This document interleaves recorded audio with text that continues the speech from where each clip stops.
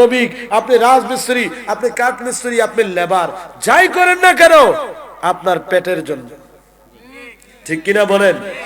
আমি জানতে চাই, একটা সময় যখন আপনি মারা যাবেন, ইন্তেকাল যখন হবে, আপনাকে দাফন কাফন করা হবে, কবরে রেখে দেওয়া হবে, আপনার পরিবারে যাদের জন্য আপনি এতদিন করলেন, ওরা কি না খাইয়া থাকবে? ঠিকই ওদের খাবার ওরা ঠিকই খাবে, ওদের ঘরের বাজার খরচা ঠিকই চলবে, কোনো না কোনো মাধ্যমে হবেই, কারণ আল্লাহ সবার রিজিকের ব্যবস্থা করেই তো সৃষ্টি করছে, ঠিক কি না? কোন আপনাকে আমাকে তো আল্লাহ পরিবারের জন্য এত ব্যস্ত হয়ে যেতে বলে নাই যে শুধু পরিবার লয়ে ফেরা তখন নামাজ কালামের দরকার নাই, বলছে আল্লাহ। এই জন্য ভাইয়েরা আমার, প্রকৃত বিশ্বাসী যারা হবেন, প্রকৃত আল্লাহ ওয়ালা যারা হবেন, যারা জান্নাত পেতে চায়, তাদের স্বভাব চরিত্র বৈশিষ্ট্য নিয়ে আমার আল্লাহ তথ্য দিয়েছেন কোরআনে কারীমে। সে আয়াতে কারীমার আলোকে আমি চাই অত্র এলাকার মানুষ আপনারাও এই আয়াতের আলোকে নিজেদের জীবনে বাস্তবায়ন করেন, আমলে পরিণত করেন। আল্লাহ বলেন, ইন্নামা ওয়ালিয়ুকুমুল্লাহু ওয়া রাসূলুহু আমানুল্লাযীনা ইউকিমুনাস সালাতা ওয়া ইউতুনাজ যাকাতা ওয়া হুম রাকিউন।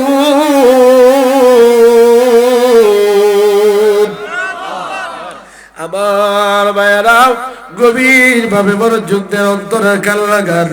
আল্লাহ বলেন, এক নম্বরের বন্ধু হলাম আমি আল্লাহ। সুবহানাল্লাহ বলেন। ঈমানদারের জন্য, মুমিন বান্দাদের জন্য, বিশ্বাসীদের জন্য এক নম্বরের বন্ধু হলেন কে?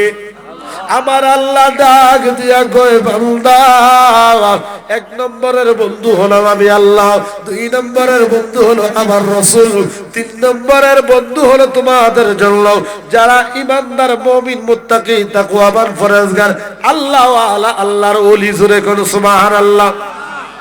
তো এখন তাদেরকে চিনবো কিভাবে? এই ওলি যারা, তাদেরকে কিভাবে চিনবো? নেককার, ন্যায়পরায়ণ ব্যক্তি, তাকওয়াবান, পরহেজগার ব্যক্তি, সত্যবাদী ব্যক্তি, আল্লাহ ওয়ালা ব্যক্তি, তার কিভাবে চিনবো? কারণ সমাজ এখন এমন হয়ে গেছে, ডাইনে যান, বামে যান, সামনে যান, পিছনে যান, সিটারে বাটপারে ভরা, কথা কয় না? দাড়ি রাইখা টুপি মাথায় দিয়া পাঞ্জাবি গায়ে দিও সিটারি করে আছে না নাই? জোরে কোন। এই জন্য তাদেরকে চিনার জন্য সিমটম আমার আল্লাহ কোরআনে বললেন, আমার আল্লাহ তাদের নমুনাটা বলে দিলেন। আল্লাহ বলেন, ইউকিমুনাস সালাতা ওয়া ইউতুনাজ যাকাতা ওয়া হুম রাকিউন। আল্লাহ বলেন, এখানে মসজিদ আছে তো না? কোন দিকে? এটাই মসজিদ। মাশাআল্লাহ, ওয়াজটার জন্য দরকার। মারহাবা কোন? আর একটু জোরে বলেন না মারহাবা। আল্লাহ বলেন, ওই সকল মুমিন মুত্তাকিদের চিনার একটাই নমুনা, সেটা হলো আকিমুস সালাত, তারা সালাত কায়েম করে, ওয়া আতুজ যাকাত, এবং তারা যাকাত প্রদান করে, ওয়ারকাউ মা'আর রাকিন, এরা রুকুকারীদের সঙ্গে রুকু আদায় করে। তাহলে একসাথে একাধিক রুকুকারী রুকু আদায় করে কোথায়? মসজিদে। যখন জামাত হয় একসাথে অনেকেই জামাতে রুকু করে, ঠিক কিনা বলেন? আবার এই অভিজ্ঞতা অনেক ইমাম সাহেবদের আছে, ফজরের নামাজ রক্ত অনেক সময় ইমাম সাহেব আর মুয়াজ্জিন ছাড়া কেউ নেই। এরকম ঘটেনি মাঝে মধ্যে? ভাই ঘটে না? এরকম মারাত্মক ঘটনা মাঝে মধ্যে ঘটতে যায়। আচ্ছা, এটা কি আনন্দের সংবাদ না দুঃখের সংবাদ? নিতান্ত এটা লজ্জাজনক। কারণ বাইনাল আবদি ওয়াল কুফরি তারকুস সালাহ, একজন মুসলমান আর কাফেরের মধ্যে পার্থক্য নির্ণয় করার মাধ্যমে হইল নামাজ, ঠিক কিনা কোন? এখন এর বাজারে কুদ্দুসের চা দোয়ানো, কুদ্দুস নামে কেউ আছে না জানি, কেউ আবার এটা অন্যদের আগে। হ্যাঁ, আচ্ছা ধরেন নাহলে আসার আমরা আবুল ভাইয়ের চা দোয়ানো, আজান দিচ্ছে মসজিদ, আবুল ভাইয়ের দোয়ানোর মধ্যে বইয়া ওই দিলীপ বদ্দাও চা খাইতেছে আর আমরা খুরশেদ মেয়েও বইয়া বইয়া চা খাইতেছে। আজান হইতেছে, নামাজের মধ্যে দিলীপে তো যাইতো না, কারণ দিলীপ হইল হিন্দু। দিলীপ দা, ওই দিলীপ দা আরই কথার কথা, সান্না যারা কি সুন্দর করে আইন, আর যারা আমি দাঁত ফেরে গেছে, সর্বনাশ। আমার দাদারও দাঁত নাই, জেডারও দাঁত নাই, জেডা তো লেডা লাগাইলে চোখ করে। মারহাবা কোন? আল্লাহ কবুল করে, সকলে কোন আমিন। আল্লাহ যেন উনাদের হায়াতের মধ্যে আরো বরকত দান করে, বলে আমিন। তো সম্মানিত হাজির, আজান হলো, একটা মুসলমানও দোকানে বসে, চায়ের দোকানে বসে আড্ডা দিতেছে, একটা হিন্দুর ছেলেও বসে আড্ডা দিতেছে। আপনি কিভাবে বুঝবেন কোনটা হিন্দু কোনটা মুসলমান? আপনাকে ওই মুহূর্তে ইসলামের সৌন্দর্য বৃদ্ধি করার লক্ষ্যে আপনি চা খাইতেছেন, ওখান থেকে সাথে সাথে আপনি উঠা মুসলমান হলে মসজিদের দিকে চলে যাবেন। তাহলে মানুষ দেখলে পরে বুঝবে এই লোকটা যেটা বসে রয়েছে ওটা হিন্দু, আর যেটা চলে যেতেছে ওই নামাজ পড়ার জন্য ওইটা মুসলমান। ঠিক কিনা বলেন? তাহলে এই স্বভাব মুসলমান জাতি হিসেবে আপনার আমার জীবনে বাস্তবায়ন হোক। আমরা কে কে চাই? ডান হাত তুলে দেখান। আল্লাহু আকবার, আল্লাহু আকবার। সকলে বলেন মারহাবা। আল্লাহ যেন কবুল করে, বলি আমিন। তাহলে এখান থেকে আমরা কি শিক্ষা পাইলাম এই আয়াতের ব্যাখ্যায়? আল্লাহ বলেন প্রকৃতপক্ষে যারা ন্যায়পরায়ণ, আল্লাহওয়ালা, তাকওয়াবান, মুত্তাকি মুমিন বান্দা, তাদের বৈশিষ্ট্য আকিমুস সালাত, তারা সালাত কায়েম করে, ওয়া আতুস যাকাত, তারা যাকাত প্রদান করে, ওয়ারকাউ মার রাকিন, এরা রুকুকারীর সঙ্গে রুকু আদায় করে। সুবহানাল্লাহ পড়েন। তাহলে আপনি চিহ্নিত করার জন্য একেবারে সহজ করে দিলেন। সমাজের মধ্যে কিছু লোক দেখবেন টাকা আছে, ওরা যাকাত দেয় না কিন্তু সুদে লাগায়। আমরা এই করিমগঞ্জে আবার নাই, আসলে আছে। আগে কইলেন নাকি এই কথা? তাহলে বাদ দিয়ে কইতাম, রাগ হয়ে যেত না? তারা রাগ হইল নাকি? যা ও দাদি ফোন দিছে। হ্যাঁ নাতি, মাশাআল্লাহ, আল্লাহ কবুল করে, করা আমিন। কতক্ষণ কতক্ষণ মুরব্বী মানুষ বাড়ি এসে আবার ভিডিও চিন্তা করবো কেন? তুদরে সেই পড়েন আল্লাহুম্মা সাল্লি আলা মাওলানা ওয়া আলা আলি সাইয়্যিদিনা। আমার ভাইরা কষ্ট হয়? তাহলে আমি জানতে চাই, টাকাওয়ালার যখন টাকা হবে, ওই ব্যক্তি যদি মুমিন হয়, ইমানদার হয়, বিশ্বাসী হয়, জান্নাতে যেতে যদি চায়, জান্নাতে যদি হইতে চায়, তাকওয়াবান যদি হইতে চায়, ওই টাকাওয়ালা টাকা কি সুদে লাগাইবো না যাকাত দিব? জোরে কোন। তাইলে এবার চিহ্নিত করার জন্য টাকাওয়ালা ওই ব্যক্তি কি সুদখোর নাকি আল্লাহরে ভয় করে ওয়ালা তাকওয়াবান ব্যক্তি, এটা চিহ্নিত করার জন্য আপনাকে মাধ্যম জানিয়ে দিলাম। যারা আল্লাহকে ভয় করার মতো করে ভয় করবে, যারা পরকালে শান্তি চায়, কবরের জগতে গিয়ে তারা জান্নাত পেতে চায়, ঈমানদার মুমিন মুত্তাকি যারা, তারা তাদের শতকরা সম্পদের 2.5% যাকাত তারা কি করবে? অর্থ তারা গরিব মিসকিনের মধ্যে বন্টন করবে। ঠিক নি? ঠিক নি?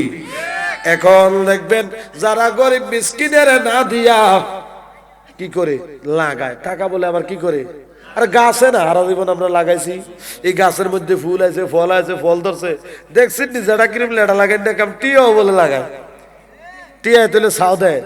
এটা কেমনে আসলে জিনিসটা? মাসে মাসে ছাও দেয় মনে হয়। কেন মাসে মাসে ছাও দেয় নাকি? এই কথা ওনার পরে মনে আপনারা রাগ হয়েছেন, সিদ্ধান্ত নিয়েছেন, আর কথাই কইতাম না। হ্যাঁ আচ্ছা বলেন, এই সুদ, এই যে লাগানির একটা বিষয়, এটা কি হালাল না হারাম? হারাম কি জায়েজ না না জায়েজ? যেটা হারাম ওটা কি খাওয়া যাবে? এটা কি আমার কথা? আপনারা আমার লোকের রাগন কিতে রুদ্ধা পাও, রাগ হইলে আল্লাহর লগন। আল্লাহ বলে ইয়া আইয়ুহান নাসু কুলু মিম্মা ফিল আরদি হালালান তাইয়্যিবা ওয়া লা তাত্তাবিউ খুতুওয়াতিশ শাইতান ইন্নাহু লাকুম আদুউম মুবিন। আল্লাহু আকবার বলেন। আমি অসুস্থ কারণে কথা বুঝতাম না, তোর অসুবিধা হয়? আচ্ছা যাক।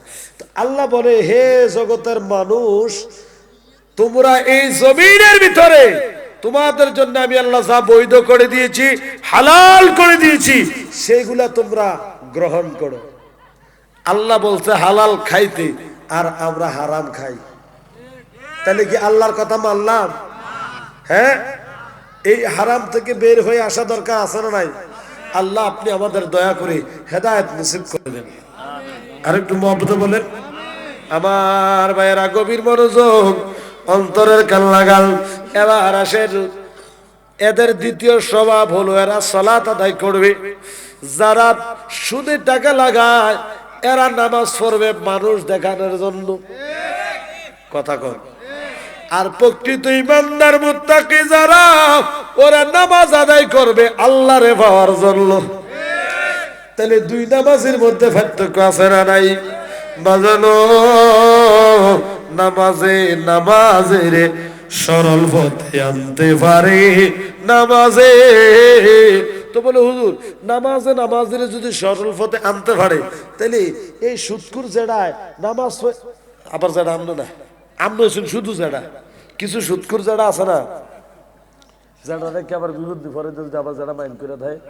তাহলে সুদকুর জেডা যদি হইয়া থাকে, তাইলে এই সুদকুর যদি নামাজে যায়, উনি নামাজটার একটা সাইনবোর্ড হিসেবে ধরছে, যাতে করে মানুষের ভালো মানুষ কয়। অক্ষর উপরে দিয়ে ফিটফাট, ভিতর দিয়ে সতর্ক। হ্যাঁ ঠিক নেই? উপরে দিয়ে মধুর লেভেল লাগাইয়া ভিতরে দিয়ে মদ বিক্রি করতেছে, ঠিক না? উনি একটা আরিফ আক্কা নামাজি, আল্লাহ টিয়া লাগছে এই সুদকুর নামাজ কবুল করার লাগে। এই সুদকুরের একটা সেজদাও আল্লাহর দরবারে কবুল হবে না। এই জন্য এই কথাগুলা বলি, কারণ দিন শেষে আপনার আমার দাফন হবে, কাফন হবে, ঠিক কিনা বলেন? এই কবরে যেতে হবে। সুতরাং সুদখুরি জীবন নিয়ে কবরে যদি যান, উপায় নাই। কবর বড় ভয়ঙ্কর জায়গা। এই জন্য সময় থাকতে চাইলে আপনি আমি নিজেকে পরিবর্তন করে নিতে পারি, ঠিক কিনা বলেন? এই জন্য আজকের এই মাহফিলে প্রয়োজনে একজন করে আমার কাছে আসেন, আমি পায়ে ধরবো। বাবা আমার সাথে রাগ করেন না, আমার কবরে আমি যাব, আপনাদের কবরে আপনারা যাবেন। আমার আমলগুলো আমার সাথে, আপনাদের আমল আপনাদের সাথে, কারো আমল কারোর সঙ্গে যাবে না। তাই আমার কথাগুলো যদি একটু কর্কশ হয়, যদি আপনার মনে যদি আপনি কিছু না করে যদি আমলে নিতে পারেন, হতে পারে এটার উসিলে আপনার কবর জগৎ জান্নাতি বাগান হয়, ঠিক কিনা বলেন? এই জন্য উসিলা হিসেবে আমি বলি, আপনার কবরে গিয়ে আপনি শান্তিতে থাকলে আমার বাড়িতে 5 তলা বিল্ডিং উঠতো না। আমার বাড়িতে 5 তলা বিল্ডিং উঠানোর দরকার নাই, কারণ আমার দেশের বাড়ি হলো খাগড়াছড়ি। কি সরি? খাগড়াছড়ি। আমরা দেশের যে পাহাড়, আর আমার বাড়ি এমনি তো যে পাহাড়ের উপরে, আপনারা টিয়া খরচ করে 5 তলা বিল্ডিং বানান, আমরা মনে করেন এই টিয়া খরচ করে বানান। এমনি আমাদের যে টিলে আপনারা 5 তলা সমান, কথা কেন কি রে? আমরা টিয়া খরচ করেন ছাড়াই যেটা 5 তলা না 6 তলার উপরে আছে আল্লাহর মতো। আপনারা আমার বাড়ির 5 তলা তুলে দেওয়ার লাগতো না। শুধু আমি চাই আমার নবীর সামনে যে অন্তত পক্ষে এটা বলতে পারি, নবী গো আমার আমল নাই, আমার বন্দিগি নাই। ওই করিমগঞ্জের মুসলমানগুলা, এই নিয়ামতপুরের মুসলমানগুলা আমার উসিলা হিসেবে ওইখানে কথা বলার জন্য সুযোগ করে দিছে। আমি কিছু কথা বলছি, এলাকার মানুষগুলা এই কথাগুলা মান্য সুদ ছাড়া দিছে, হারাম ছাড়ছে, মসজিদের মুসল্লি হয়েছে, নামাজি হয়েছে, আল্লাহর সেজদা দেওয়ালা বান্দা হয়েছে। ওরা জান্নাতে এখন আরাম করতেছে। নবী গো এরা উসিলা আমারে দেন না কুদ্দুর ফার কইরা, হয়তো আমি ওইটা ভাবো। আমরা একসাথে জান্নাতে নবীর সাথে থাকতে চাই কিনা? তাইলে হারাম থেকে আমাদেরকে বের হয়ে আসতে হবে। তাইলে বলেন আজ থেকে সুদ কি চলবে না বন্ধ? প্রয়োজনে না খাইয়া থাকবো, প্রয়োজনে না খাইয়া থাকবো। মনে রাখবেন আল্লাহ আপনার উপাসে মাইরা লাইতো না। ওয়াল্লাহু খায়রুর রাযিকিন, উত্তম রিজিক দেনওয়ালা কে? রিজিকের মালিক কে? রিজিকের মালিক কোন সমিতি না, রিজিকের মালিক কোন সুদ্দৈন্য না, ঠিক কিনা বলেন? আপনি যদি এই সুদে বিশ্বাসী হন, এই হারামে যদি বিশ্বাসী হন, আমাকে বলেন তো রাসূলের কোন সাহাবীটা এরকম সুদে টাকা লাগাইতো? তারা যেমন তো টাকা না, তারা দেশে ধরল রিয়াল, তারা লাগাইতে এরকম শুনছেন নি কোনোদিন? হ্যাঁ, তাহলে আমরা কেন করি? এটা থেকে আমাদেরকে বের হয়ে আসা দরকার। কারণ আপনি আমি যত ইবাদত বন্দেগী করি, এই শুনেন, এই সমস্ত ইবাদত কবুল হওয়ার একটা শর্ত আছে, সেটা হলো হালাল খাইতে হবে। কি খাইতে হবে? নবীজি বলেন কোন ব্যক্তির শরীরে যদি 1 ফোঁটা রক্ত বা 1 ফোঁটা মাংস কোন হারাম খাদ্য থেকে অর্জন হয়েছে, নবীজি 3 বার বলেছে লা ইয়াদখুলুল জান্নাহ, তার জন্য জান্নাত হারাম। আপনি আবার যত বড় নামাজি হন, তাইলে বাবা যার জায়গা থেকে একটাবার চিন্তা করেন, কি হবে আপনার নামাজ দিয়ে, কি হবে আপনার রোজা দিয়ে, কি হবে আপনার হজ দিয়ে, উমরা দিয়ে, কোনো লাভ নাই তো। আপনি যে হারাম খাইতেছেন, এই হারামের কারণে ওই হারাম আপনার সমস্ত আমলগুলা, ইবাদতগুলা ওইভাবে ধ্বংস করে দিবে, আগুন যেইভাবে শুকনা কাঠ বা লাকড়িকে ধ্বংস করে দেয়। নাউজুবিল্লাহ বলেন। তাহলে আসল দল মত নির্বিশেষে আমরা সে হারাম থেকে বের হয়ে আসি। রাজি আছি না নাই? সবাই বলেন রাজি আছি না নাই? আল্লাহ আমাদেরকে হারাম থেকে বের হয়ে আসার তৌফিক দান করুক, বলি আমিন। আপনি আল্লাহর উপর তাওয়াক্কুল রেখে ভরসা রেখে চলেন, আপনার অল্প রুজিতেও বরকত দিয়ে দিবে কে? আরো জোরে। নবীজি বলেন, উম্মত হারাম খাইও না, প্রয়োজনে পানি খাইয়া জীবন বাঁচাও। এক ব্যক্তি প্রশ্ন করলেন, ইয়া রাসূলুল্লাহ, নবী গো, পানি খাইতে খাইতে যদি পানি শেষ হইয়া যায় আমি কি খাইব? নবী বলে, বন জঙ্গলে যাইবা, জঙ্গলার গাছ পাতা লতা খাইয়া বাঁচবা। নবী গো, তাও যদি শেষ হইয়া যায়, আমার নবী কই, উম্মত রে, গাছের ছাল বাকল খাইয়া জীবন বাঁচাও। নবী গো, তাও যদি শেষ হইয়া যায় আমি কি করব? চোখের পানি ছাইরা আমার নবী কই, উম্মত রে, গাছের শিকড়টার মধ্যে শক্ত করে দাঁত দিয়া কামড় দিয়া দইরা পেটের নিচে শক্ত একটা কিছু দিয়া উই দয়া বাইরা তাইকা কোন রকম জীবনটা পার করে দাও। প্রয়োজনে মইরা যাও, কবর যাও উম্মত, তারপরও হারাম খাইও না।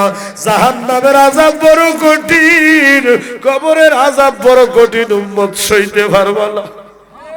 আল্লাহু আকবার কর। ওই ক্ষুধার যন্ত্রণায় তুমি মইরা যাও, এটা সহজ আছে, কিন্তু জাহান্নামের আগুন বড় কঠিন। এই জাহান্নামের ভয়াবহ এই অগ্নির লেলিহান শিখা থেকে যদি বাঁচতে চান, আল্লাহর পথে আসেন, আল্লাহকে ভয় করেন। এই জন্য আল্লাহ বলে, হাক্কা তুকাতিহি, ভয় করবা তো করবা আমাকে, ভয় করার মতো ভয় কর। সুবহানাল্লাহ বলেন। ভাইয়েরা আমার, গভীরভাবে মনোযোগ দিয়ে লক্ষ্য করেন, আল্লাহরে প্রকৃতপক্ষে ভয় করার মতো যারা ভয় করবে, এই তো কয়েকদিন পর রোজা আসতেছে, আর কয়দিন বাকি? যারা কতদিন?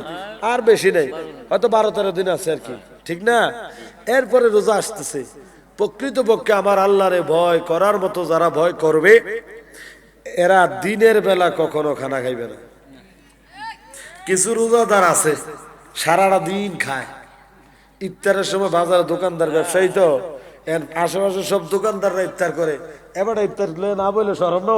কেউ আরেক জায়গা দিয়ে আছে, শরম না?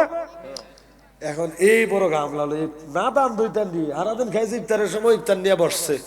এখন মনে করেন বসছে যে আশেপাশের দোকানদাররাও ইফতার নিয়ে বসছে। রোজাদার, রোজা সব দোকানদার যে রোজা রাখে না তা কিন্তু না, কিছু আছে রোজা রাখে, কিছু রোজা রাখে না। যেটি মনে করে রোজা রাখছে, এটিও তো মনে করে ইফতার করতেছে। আর ওই যে বরবরাতে এই দুপুরবেলা বাজিয়ে খাইয়েছে, সুন্দর করে মুখ টুক চিপ্তার সামনে লিয়া নিরাল বই আর একটু পর পর ঘুরেছে, কি তারে আমরা মজা না আজকে আজান দিতেছে না যে কি একটা ফেরেশন, আর রোজার একটা ক্লান্ত হয়ে গেছি গেতে সিটা আর কোন গান আর আসেনিও। আর ইফতারটা সামনে আইয়া আর এমন খিদাতে এমন ভাবে ফেরা দেবো মনে হচ্ছে 4-5 দিন কিছু খায় না, এমন না সিট আর আসেনিও। ও কথা কয় না তো। আচ্ছা বলেন, এই মনে করেন ফাঁকি দিচ্ছেন ছেলে সন্তান পরিবার পরিজন আশেপাশের ব্যবসায়ী, তারারে নাইলে ফাঁকি দিচ্ছেন, লুকিয়ে লুকিয়ে যে খাইছেন, কেউ দেখে নাই, ঠিক না? দেখছে কে? কি জবাব দিবেন এই কবরে জন? এই দাফন কাফন কমিটির তারা মিললে জন আপনারা দাফন করে নেব, জবাবটা দিবেন কে? আমার একটু কোন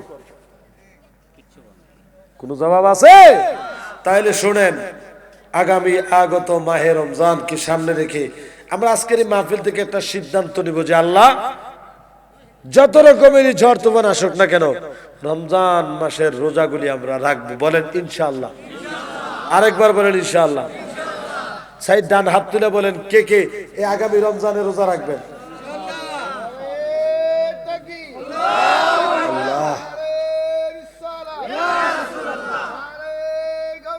ইয়া গাউসুল আজম দস্তগীর,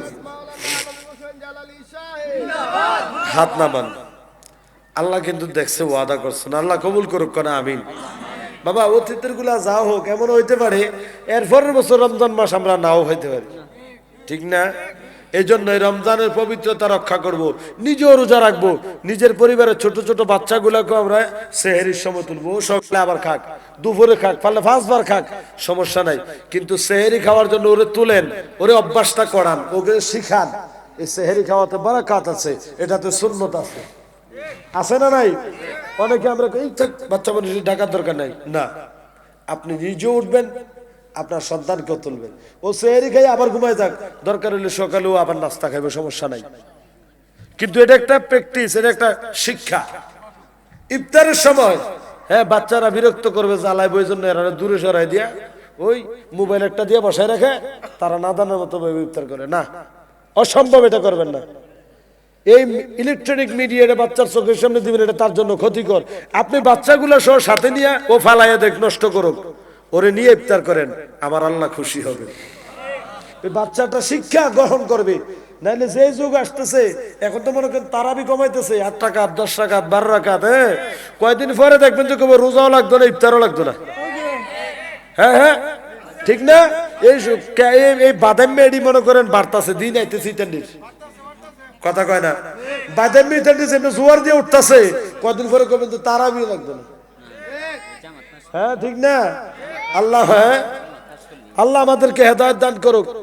এই দিন আসার আগে আল্লাহ আমরা মরণ দিয়ে দাও, মরা দেখে কেমন দরকার হলে আল্লাহ, ঠিক আছে নি? তারপরে এরকম দুর্দিন যেন আমরা দেখতে না হয়। তো এই শিক্ষাটা আপনি পারিবারিক ভাবে আপনার সন্তানকে চালু রাখেন, নাহলে উদূর ভবিষ্যৎ বড় কঠিন। শুক্রবার জুমার নামাজের পরে মা বাবার কবর একটু জিয়ারত করতে যান, সাথে আপনার বাচ্চাটাকেও নিয়ে যান, তাইলে আপনি আমি বললে কবরে কুত্তাও মরতো না। কথাটা যদিও শুনতে খারাপ, এটা বাস্তব। এই জিয়ারত লাগবে না, মুনাজাত নাই, এই নাই সেই নাই, একদল বাদাম না, কি কি কি ডরে, তারা মানে ডরে করে, জোরে করেন, তারা কি বাদাইম্মার ঘরের বাদাইম্মা, ডান হাত ধরে বলে ঠিক কিনা?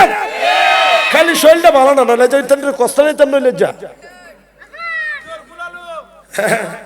সব তরকারি খায়, হ্যাঁ এর থেকে আমরা দূরে, ঠিক কিনা বলেন? আল্লাহ বলে কু আনফুসিকুম ওয়া আহলিকুম নারা, নিজেও বাঁচো, নিজের আহালকেও বাঁচাও। তাহলে আপনি জিয়ারত করলে আপনার সন্তানটা শিখবে। আপনার ফুট পাঠাইছেন বিদেশ, এত 3-4 বছর সৌদি আরব থেকে বিদেশ করে আইসে রে, আই আপনার ফুট আব্বা বেদাত এটা করা যেত না, কেন রে ফুট? কয়টা তো সৌদি আরবে নাই, ফিসা দিয়ে ভিডি তোর কপাল বেড়ে, বেড়া তো সৌদি আরব বেড়ে ফিসা দিয়ে ভিডি, কথা কয় না? সৌদি আরব কোন মুসলমানের দলিল হইতে পারে? এ বলুন হইতে পারে? সৌদি আরবের মধ্যে নড়িগিরি নাই, ব্যবসাগিরি নাই, তো ওইটা তুলনা কর। তুই জিয়ারত করতে এসে কেন জিয়ারতের তুলনা করতে এসে? বেড়া মুসলমানের দলিল করে সৌদি আরব না, মুসলমানের দলিল হলো কোরআন এবং সুন্নাহ, ঠিক কিনা বলেন? সৌদি আরবরে আমরা সম্মান করি এই কারণে, কারণ ওই আরবের জমিনে আমার নবী কদম রাখছে, ঠিক কিনা বলেন? আর নাহলে আমরা এদিকে ফিরে চাইতাম না, কথা কন না কেন?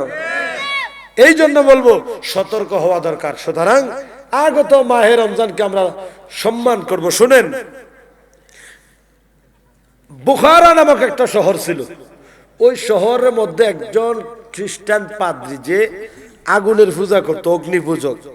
ওই অগ্নি পূজক রমজান মাসে রোজার দিন, হ্যাঁ মুসলমানরা বাজার দিয়ে হাইটা যাইতেছে, ঠিক এমন সময় ওনার ছোট একটা সন্তান হাতের মধ্যে কি একটা জানি এটা খাইতেছে, আর বাপের লাগে হাত ধরে ধরে যাইতেছে। এখন বেটা যদিও হিন্দু, ফুতের ঠাস করে গালের মধ্যে একটা থাপ্পড় দিচ্ছে, এটা মুসলমানরা বাজার সরম না, এরা সবাই সারাদিন না খাইয়া থাকে, হ্যাঁ এটা তারা ধর্মের নিয়ম, হ্যাঁ সবাই খানা দানা খান, এরা সামনে দিয়ে তুই খানা খাইয়া যাইতেছ, ফুলা দেখে তুমি তো কুতুর আগে খাইছো, ও না আমি খাইতেছি কেমন মারো, ছোট মানুষ কান্দা দেয় না ভাই করে, তুমি তো কুতুর আগে খাইছো, ও না আমি খাইছি না, তুমি আমার মারছো।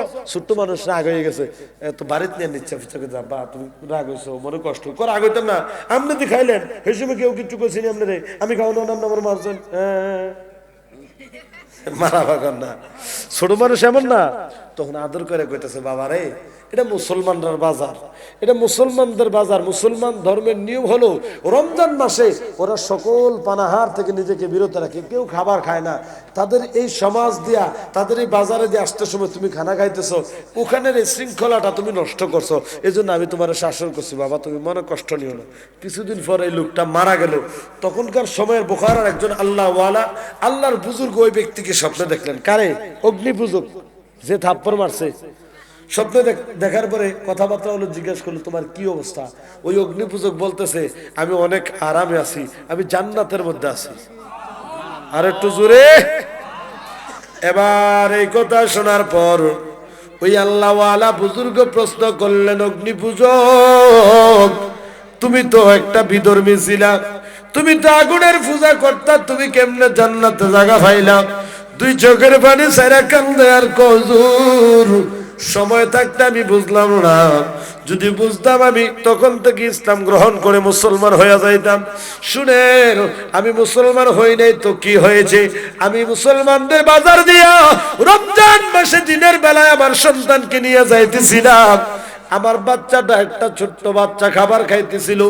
আমি আমার বাচ্চাটারে মুসলমানদের রমজান মাসকে সম্মান করে সামাজিকতাকে রক্ষা করার জন্য আমি আমার সন্তানটারে শাসন করে একটা থাপ্পড় দিছিলাম। আল্লাহ রমজান মাসকে সম্মান করার কারণে এমন খুশি হয়েছে, আমার জীবনের গুনাহ মাফ কইরা আমার মুসলমান বানাইয়া, ইমানদার বানাইয়া আমার জান্নাত দান করে দিছে। একজন অগ্নি পূজক যদি মুসলমানদের রোজাকে এইভাবে সম্মান করার কারণে যদি এই নিয়ামত পাইতে পারে, বাবা আমরা মুসলমানের ফুতায় এর চেয়ে বড় কিছু আমার আল্লাহ দিতে পারে। এই পারে কি পারে না? তাহলে সিদ্ধান্ত নিব আজকে মাহফিলে আমরা আগামী আগত মাহে রমজানের সকল রমজানের প্রত্যেকটা রোজা আমরা রাখার চেষ্টা করব। আল্লাহ যেন প্রত্যেকটা রোজা রাখার তৌফিক দান করে। আরো জোরে বলেন আমিন। আমার ভাইরা, তাহলে শুনেন, এই রমজান মাসে রোজা যারা রাখবেন, এই রমজান মাসের রোজাগুলি আপনার আমার জন্য জাহান্নাম এর মাঝখানে পার্টিশন হবে, দেওয়াল হবে। জাহান্নামের যে আগুন, আমার নবী বলে উম্মত ওই জাহান্নামের আগুনের তাপ রোজাদার ব্যক্তির গায়ে লাগবে না। রমজান মাসের রোজাগুলা তার পাশে দেওয়াল হইয়া দাঁড়াইয়া যাবে। ওই দেওয়াল হইয়া ডাল স্বরূপ তাকে জাহান্নামের আগুন থেকে বাঁচাইবে। তাহলে বলেন, এই রমজানের রোজা আমরা রাখা দরকার আছে না নাই? এই রমজান মাসের রোজা বলেন, 5 ওয়াক্ত নামাজ বলেন, ইবাদত বন্দেগী যা কিছু বলেন না কেন, সমস্ত ইবাদতগুলো কবুল হওয়ার একমাত্র শর্ত হলো হালাল খাওয়া। এই জন্য বাবারা আমার, খাদ্য খাইতে সময় অনেক চিন্তা ভাবনা হিসাব করে খাইবেন, যে নাকি হালাল খাইলেন নাকি হারাম খাইলেন। কারণ হারাম খাদ্য যেই ব্যক্তি খাইবে তার আমল, ইবাদত বন্দেগী, রোজা, নামাজ কোনো কিছুই আমার আল্লাহ দরবারে কবুল হবে না, হবে না। কথা বলেন ঠিক কিনা? আল্লাহুম্মা সাল্লি মাওলানা ওয়া আলা আলিহি সাইয়্যিদিনা আল্লাহুম্মা সাল্লি আলা মাওলানা মুহাম্মদ ওয়া আলা আলিহি। দিন থাকিতে কররে মন পরকালের বাবুনা, আসছো একা যাইবা একা, সঙ্গে কেহ যাবে না। আল্লাহুম্মা সাল্লি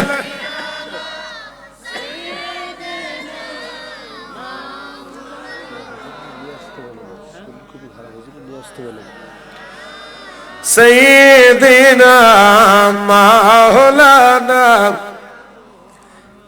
আব্বারা আমার কষ্ট হইতেছে আসলে। দেখেন, আজকের এই মাহফিলে আমি আসার কথাও না, দাওয়াতও রাখতাম না, কারণ আজকের এই দিনটা আমার জীবনে অত্যন্ত বড় একটা হৃদয় বিদারক দিন।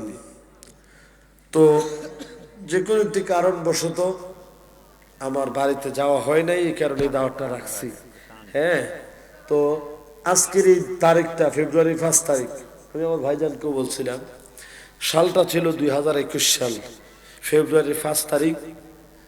যেই মা আমাকে গর্ভে ধারণ করেছেন, দুনিয়ার আলো দেখিয়েছেন, সেই মা এই তারিখে দুনিয়া থেকে বিদায় হয়েছে। এবং সেই তারিখে আমিও ভীষণ অসুস্থ। তা আসলে জবান রক্ষার্থে, যাতে করে এলাকার মানুষজন এতদিনের আশা, এতদিনের স্বপ্ন দাওয়াত দিছে, ঠিক না? না আসলে বাজে মন্তব্য করে এবং মনে কষ্ট নেই, এটা স্বাভাবিক, আমার বেলা আমিও নিব, ঠিক না? কিন্তু আমি যে আসলে সত্যিকার তো অসুস্থ, এটা তো আপনারা আশা করি বুঝতে পারছেন, তাই না? আপনারা দেখতেছেন, কিন্তু আমি আসছি, এটাও সত্য। যতটুকু কথা বলছি বিশ্বাস করেন, আমি কল্পনাও করতে পারি না যেটুকু কথা আমি বলতে পারি। তারপরে কিভাবে জানি আল্লাহ বলেছে 103-এর কম হবে না জ্বর, মিনিমাম 103 হবে। আমার ভাই যিনি দাওয়াত করছে উনি তো ডাক্তার, আমি তো ভাই আগে আমার ওষুধ খাওয়ান, এরপরে যা আছে, তো কিছু ওষুধ আছে যেগুলো আমি খাইছি, এই ওষুধগুলো আমি আমার বাইরে দেখাইলাম, অ্যান্টিবায়োটিক। এটি খাওয়ার পরে তো এমনি মনে করেন মাতাল বানাইলাম, কানগুলো সুমুসু করতেছে। আলহামদুলিল্লাহ, এরপরও আল্লাহ দয়া করেছেন, আল্লাহ পাকের মেহেরবানি, এই পর্যন্ত কিছু কথা আমি আপনাদের সামনে বলছি। এমন কথাগুলা বলছি যে কথাগুলা আমারও প্রয়োজন, আপনাদেরও প্রয়োজন। তো আসলে সকলের কাছে আমি দোয়া চাই, সুস্থ করে দেওয়ার মালিককে। সুস্থতা অসুস্থতা এটা আল্লাহ পাকের পক্ষ থেকে নিয়ামত, ঠিক কিনা? আল্লাহ নবীর সাহাবায়ে কেরাম নাকি নবীজির কাছে যাইতেন মাঝে মধ্যে, ইয়া রাসূলুল্লাহ, আমার অনেকদিন জ্বর সর্দি কাশি হয় না, একটু দোয়া করেন যাতে আমার অসুস্থ হয়। কারণ হাদিস শরীফে আছে, অসুস্থ ব্যক্তির উপর নাকি আমার আল্লাহ খুব রাজি খুশি থাকে। তো আলহামদুলিল্লাহ, আমার মতো এই মনে করেন না খানদানের টুন্য মৌলবীর প্রতি আল্লাহ যে রাজি খুশি আছে, আমি শুকরিয়া আদায় করে শেষ করতে পারবো না। আল্লাহ সুস্থতা অসুস্থ করেছেন, আবার সুস্থতা দান করবেন কে? আল্লাহ যেন সুস্থতা দান করে। কারণ সুস্থ না হইলে রমজানের আগের দিন পর্যন্ত এই যে মানুষের কথা দিছি, আমার মনে হয় না যে আজকের পর অন্য মাহফিলে যাই বসার মতো। শরীর কাঁপে, অ্যান্টিবায়োটিক খাওয়ার পর শরীরটা কেমন জানি হয়ে গেছে। হ্যাঁ, অ্যান্টিবায়োটিক যখন খাইতেছে আজকে 2-3 দিন শরীর খুবই দুর্বল হয়ে গেছে। তারপরেও আজকের এই মাহফিল পর্যন্ত আল্লাহ বসাইছে, বাকি দিনগুলো যেন আল্লাহ দয়া করিয়া জবানগুলা রক্ষা করার জন্য যেন আল্লাহ ব্যবস্থা করে দেয়। সকলে কোন আমিন। তো সম্মানিত হাজিরিন, আমি আপনাদের কাছে দোয়া চাই, বিশেষ করে আমার মায়ের জন্য। আমার মাকে আল্লাহ এই দিনে দুনিয়া থেকে নিয়ে গিয়েছেন, আমি হাজার চেষ্টা করেও আমি আমার মাকে রাখতে পারিনি। যেদিন আমার মা ইন্তেকাল করেছেন, এটা বাস্তব শিক্ষার জন্য আপনাদেরকে বলি, সেদিন আমার 2টা মাহফিল ছিল, শুক্রবার ছিল 2টা মাহফিল। দুটো মাহফিল আমি ক্যান্সেল করলাম, দুটো মাহফিল বাদ দিলাম, তারপরে জুমাও বাদ দিলাম। আমি আমার মায়ের পাশে ছিলাম, হসপিটালে ছিলাম।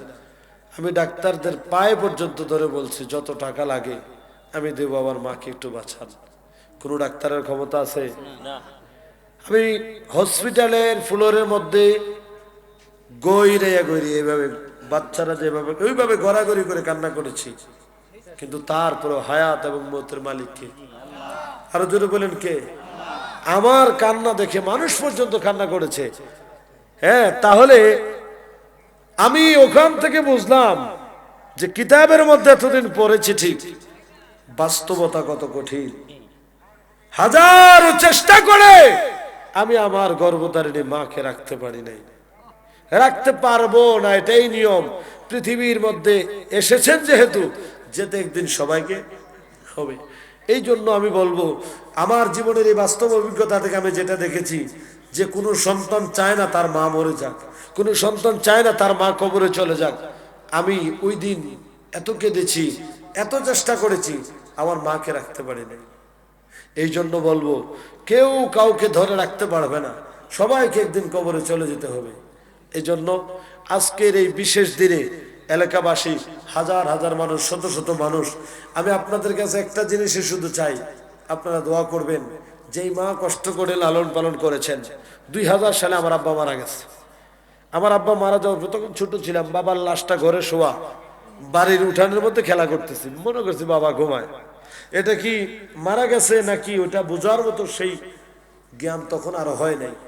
এই জন্য ওই সময় বাবার কদর বুঝি নাই। মা বলেন বাবা বলেন উভয় আদর মায়ের কাছে পেয়ে বড় হয়েছে।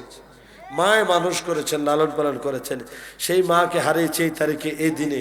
তাই আজকের এই দিনে আপনাদের কাছে দোয়া চাই, আল্লাহ সুবহানাহু ওয়া তাআলা আমার মায়ের কবরটাকে যেন জান্নাতের বাগান করে দেয়। আর একটু মহব্বতে বলি আমিন। আমার ভাইয়েরা একটু মহব্বতে জিকির করেন আল্লাহ আল্লাহ আল্লাহ।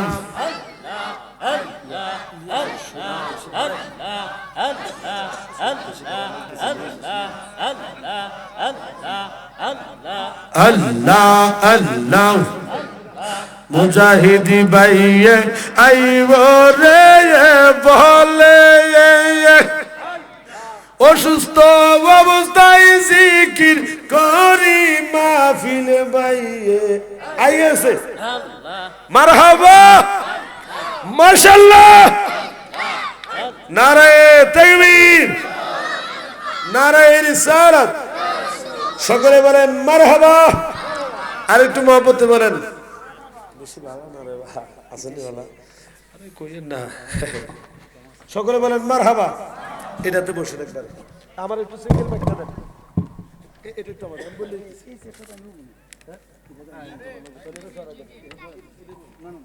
সবাই বলেন মারহাবা।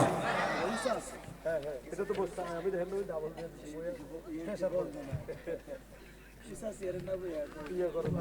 সবাই বলেন মারহাবা। আমার অত্যন্ত শ্রদ্ধা ভাজন মহব্বতের ব্যক্তিত্ব, আমি বড় ভাই হিসেবে যারা সম্মান করি জিজ্ঞাসা করেন। আমারও ভাই আদর করা লাগবে, আমার কিন্তু মহব্বত করতেন না, দোয়া করে দেবেন। খুব বেশি সকলে বলেন মারহাবা। আমি আমার একজন বড় ভাই হিসেবে মানে মানি, উনিও ছোট ভাইয়ের মতো আমার স্নেহ করে। তো আমার ভাইয়ের কাছে বিশেষ করে আমি দোয়া চাই ভাই, খাস করে আপনি একটু দোয়া করবেন। আজকের এই তারিখে আমার আম্মা মারা গেছিল 2021 সালে। তো আমার আম্মার জন্য দোয়া করবেন এবং আমার জন্য ভীষণ অসুস্থ। আজকে 3-4 দিন যাবত 102-3 ঠান্ডা জনিত সমস্যায় আছি। আল্লাহ পাক রব্বুল আলামিন যেন সুস্থতা দান করে। ঠিক আছে, ভালো করে আছেন, আল্লাহর ঘরে মেহমান আছেন। আপনাদের সকলের কাছে দোয়া চাই, আমার ভাইজানের কাছে দোয়া চাই। আপনাদের সকলের সুস্বাস্থ্য উন্নতি মঙ্গল কামনা করে আমি আপনাদের কাছ থেকে বিদায় নিচ্ছি। আমার তাওফীক ইল্লা বিল্লাহ। আসসালামু আলাইকুম ওয়া রাহমাতুল্লাহি ওয়া বারাকাতুহু।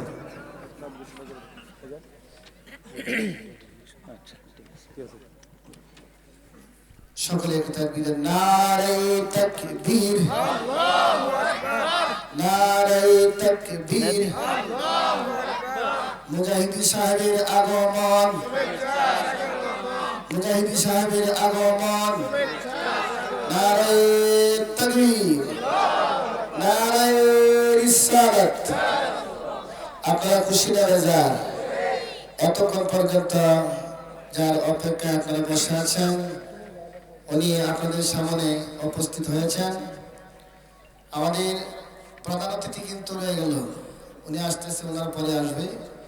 এখন আপনাদের সামনে পবিত্র কালামুল্লাহ শরীফ ও হাদিস শরীফ থেকে আলোচনা নিয়ে আসছেন আন্তর্জাতিক খ্যাতিসম্পন্ন বক্তা, বাংলাদেশ বেতার ও বিটিভি ওয়ার্ল্ডের সম্মানিত আলোচক, নিউটাউন মান্দানিয়া দরবার শরীফের পীর সাহেব হযরত মাওলানা পীর মুফতি জসিমউদ্দিন মুজাহিদি আন-নাজি সাহেব। আমি হুজুরকে তার মূল্যবান কথা বলার জন্য বিনীতভাবে অনুরোধ করছি। এর আগে আমাদের এই অত্র মাহফিলের সম্মানিত সভাপতি জনাব মোহাম্মদ বিপি সাইফুল ইসলাম সুমন ভাই আপনাদের উদ্দেশ্যে সংক্ষিপ্ত আকারে কিছু কথা বলবেন। আসেন না, উনি আসতেছে, আগে একটা নাতের আসেন। কে বলবেন? নাতের আসেন কে বলবেন? ও নাতের আসেন বললে কেউ নাই। বাবা ইয়া বন্ধুরা আমার,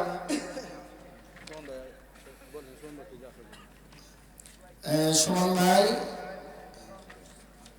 মাহফিলের সম্মানিত সভাপতি সাহেব, আপনি একটু তাড়াতাড়ি আসলে ভালো হয়, আপনি স্টেজে চলে আসেন।